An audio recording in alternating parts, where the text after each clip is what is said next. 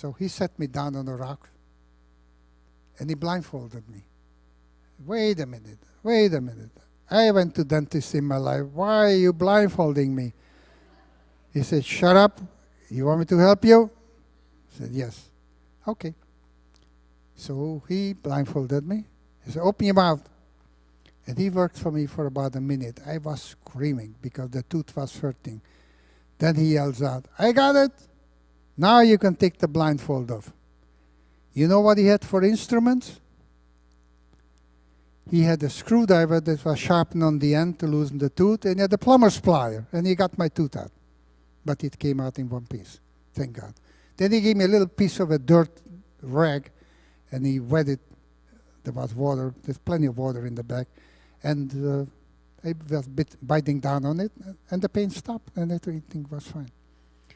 December came, and they gave us new clothing, because by that time we were already full with lies. All the weekend, that was our toy, to look at our bodies, take the lies off and kill them, and just, you know. But you killed 1 or 2, 5 came instead, because it was all in the clothing. They laid the eggs in the clothing.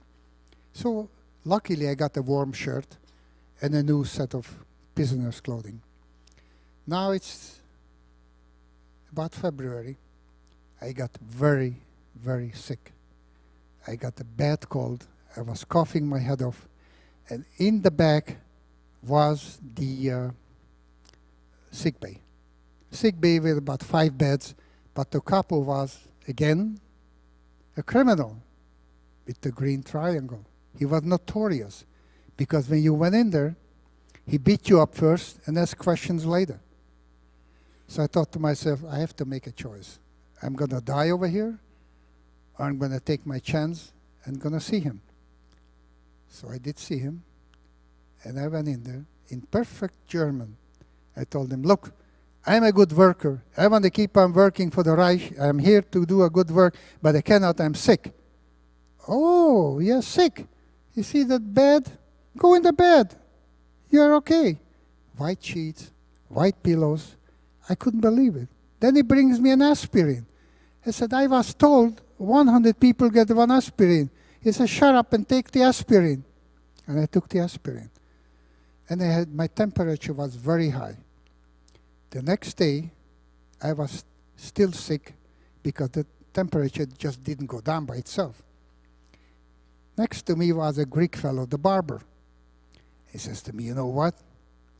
Take that thermometer, because that time the old-fashioned way, put it under the arm and rub it underneath. The temperature will go way up. And sure enough, I put it under the arm, start rubbing in the mercury, and suddenly it was way up. So the couple comes, let's take your temperature now. And they put it in, oh yeah, too high. A couple more days in the bed. And I stayed 2 more days in the bed. And after that, 2 more days. And then he said, you want to clean toilets? I give you a job to clean toilets. For 1 week, I was in the sick bay, cleaning the toilets, but I had a good job. No more food than regular, but I was undercover. I didn't have to work in the cold winter time. Friday nights, we had one of those capos who came in our barracks, and he gave speeches, and we had to gather around him. He was a criminal, red hair, very red hair, blue eyes, and he told us, you guys are so lucky, because at the beginning when the camps were formed, people were killed for no reason at all, and I had to kill 10 people a day to get a piece of bread. He said, we took them out to the mountaintop, I had a steel rod, and I bashed them over the head, and I kicked them off the mountain, but I took the numbers off, and I showed it to the Germans, and they gave me a piece of bread. He was so proud to tell me how he killed people, you know, and we had to listen to his all these speeches. If not, he'll pick you and he beat you up. It was a horrible. His name was Capo Knoll, K-N-O-L-L. Horrible human being. Now I'm jumping. We are doing fine. I have to be careful, otherwise I get fired, you know. Jeff, are we doing okay? Good. What time do you have? I can't see my watch. Okay, I'm going on. Anybody wishes to take a rest for a couple minutes, go to the bathroom, freshen up? Anybody? No? Okay, continue. Thank you. You're so nice. Lovely people. It's now late April. From the office, there were German couples who were the nice ones. They were German communists, and they were pretty good to us. They were thrown in by Hitler years and years and years before. They told us one day, not too far in the distance, you'll be taken away from this camp. We don't know where they want to take you, but you'll be taken away. So sure enough, one day they announce it. They read off a list, a couple hundred people, including myself. We had to march to the train station. And there was a train waiting. And again, the same situation, piece of bread, 2-bucket system. By now we were experts what to do. And the train started running. The commandant of the train was a smart SOB because he took the train, ran it back and forth, and back and forth. He never reached his destination because he already knew the war is lost and the Americans are on our tail. The train stopped about the 4th day, about 8 o'clock in the morning, and everything is very, very quiet. But through the window, when the train was running, I saw German soldiers running in every direction with bicycles, on horsebacks and everything. And suddenly, I see through the opening one paratrooper descending. Very strange uniform, not a German uniform. And he runs toward the train, and in very bad English, he announces, "Commandant, get out of the train." A German officer steps out, and he hit him right in the face, and he took him away. At that moment, all the train doors got opened up, and again, in very bad German, they announced it, "We are the American Army, you are free, get out of the train."